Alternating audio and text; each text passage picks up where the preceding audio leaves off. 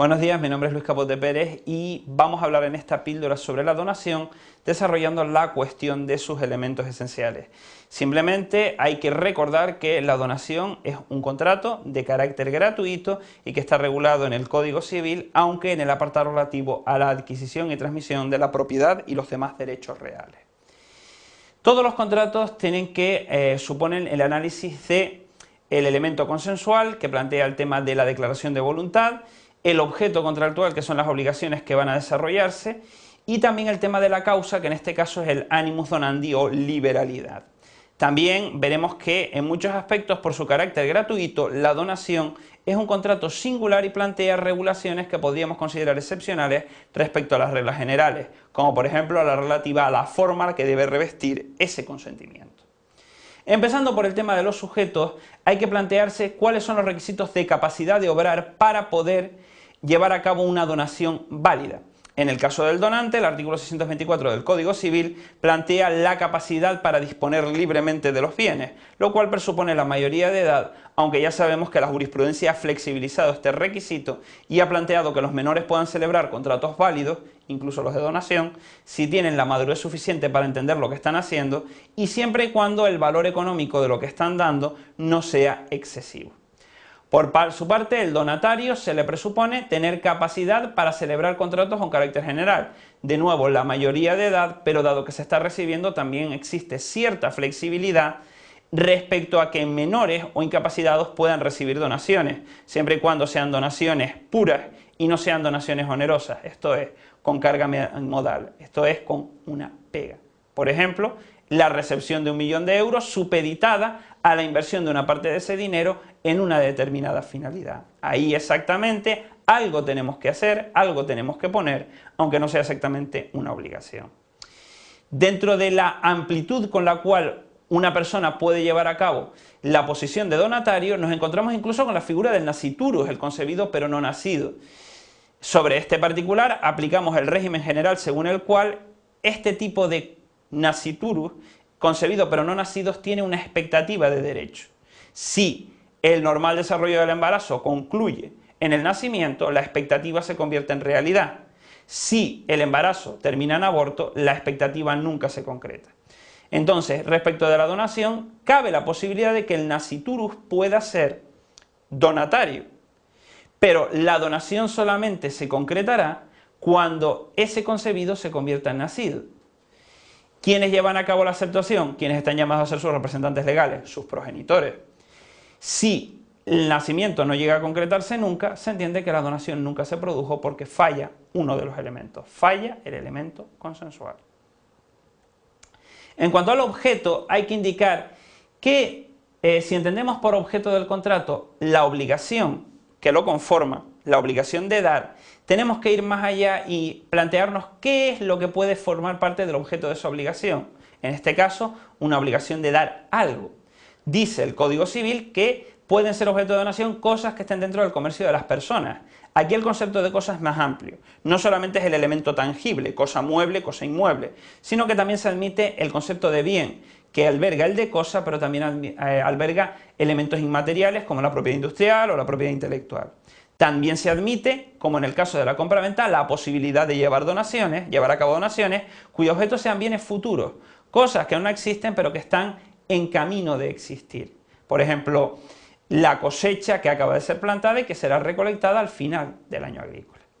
Sin embargo, como este tipo de contrato plantea un empobrecimiento patrimonial del que da, el Código también se preocupa de establecer límites. Por un lado, un límite protector del propio donante, que es que nadie puede dar más de lo que tiene y más de lo que necesita para poder vivir con dignidad.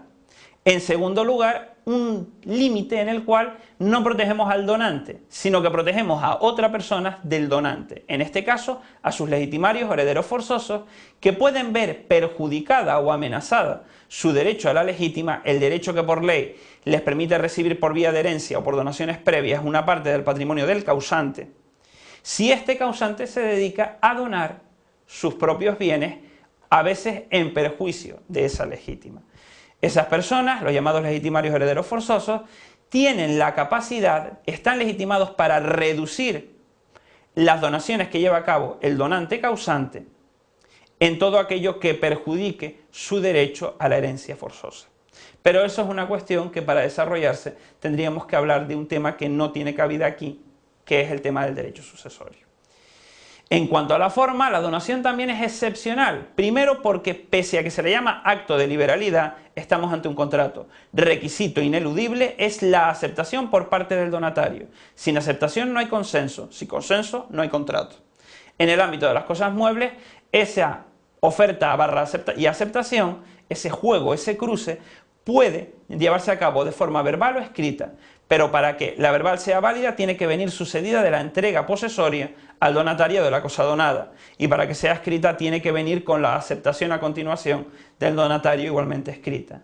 Ahora bien, si estamos ante cosas inmuebles, ante fincas, se entiende que el valor de lo que se está dando es de tal nivel que no nos vale cualquier forma. Se requiere escritura pública. El contrato de donación inmobiliaria, para no ser válido, tiene que sustanciarse ante notario. Si no es así, el contrato será nulo de pleno derecho. La consecuencia principal de la donación es la transmisión de la titularidad del bien, principalmente de la propiedad. Si el donante es propietario, el donatario se convierte en propietario a través de este acto de liberalidad. Se establecen algunas reglas de carácter excepcional que pasan por la base de qué sucede cuando el donante asume o tiene determinado tipo de deudas que vinculan a su patrimonio, o cuando se plantea la pérdida de la cosa donada a manos de un tercero que demuestra tener mejor derecho. Eso lo pueden encontrar en la regulación de los preceptos que tienen aquí expuestos en la diapositiva. Hay que indicar también que la donación puede ser dejada sin efecto a voluntad del donante, siempre y cuando se den una serie de causas de carácter objetivo.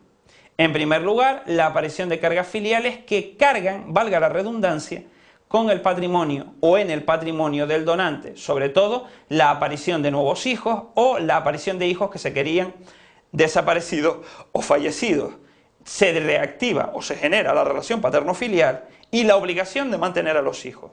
Si el donante no dispone de bienes suficientes para mantener a este hijo que le ha llegado o a este hijo que le ha aparecido, pues puede solicitar la revocación de las donaciones realizadas.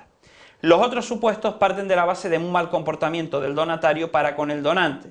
Por ejemplo, que el donatario expresa ingratitud, un mal comportamiento del que el donante es víctima, pagando con mal el bien que ha recibido, o bien supuestos de incumplimiento de las cargas en las llamadas donaciones onerosas o con carga modal, aquellas en las cuales la donación no es pura, sino que el donatario tiene que llevar a cabo un comportamiento sin el cual o bien la donación no despliega sus efectos o habiéndolos desplegado, estos pueden ser revocados a voluntad del donante. En estos casos se entiende que no estamos ante una contraprestación, no estamos ante una obligación del donatario, porque no puede plantearse un cumplimiento forzoso, sino que el cumplimiento de la carga genera efectos, el incumplimiento de la carga hace posible la revocación de los efectos de la donación.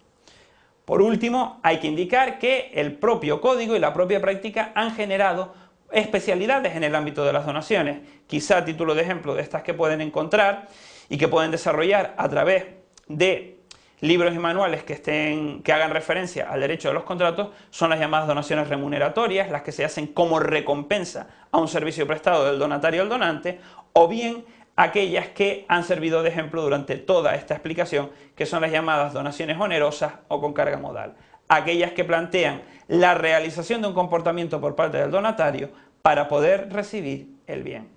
Esta es una explicación, grosso modo, de uno de los contratos más singulares que recoge nuestro Código Civil. Muchas gracias.